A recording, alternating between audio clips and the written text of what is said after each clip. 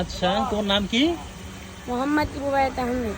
আচ্ছা, মোহাম্মদ রুবায়েদ আহমেদ। একটু আগে আমরা হচ্ছে যে কোরআন শরীফ থেকে প্রশ্ন করলাম তিনটাই মাশাআল্লাহ আলহামদুলিল্লাহ অনেক ভালোভাবে উত্তর দিছে। ও 2 পারা মুখস্থ করছে, তাই না? জি। আচ্ছা, 2 পারার মধ্যে হচ্ছে কি আমি প্রশ্ন ধরলাম, প্রশ্ন ধরার পরে 3টা প্রশ্নই খুব সুন্দরভাবে দিল মাশাআল্লাহ, যার জন্য ওরে আমি এখন একটা হচ্ছে কি দিলাম জানো ভাই?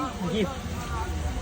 গিফট না বলতে পারো তুমি। এখানে এই দোকানে, এটা একটা মুদি দোকান, এই মুদি দোকানে তোমার যা খুশি যে কোনো একটা খাবার জিনিস তুমি নিতে পারবা, সেটা যত দামি হোক না কেন।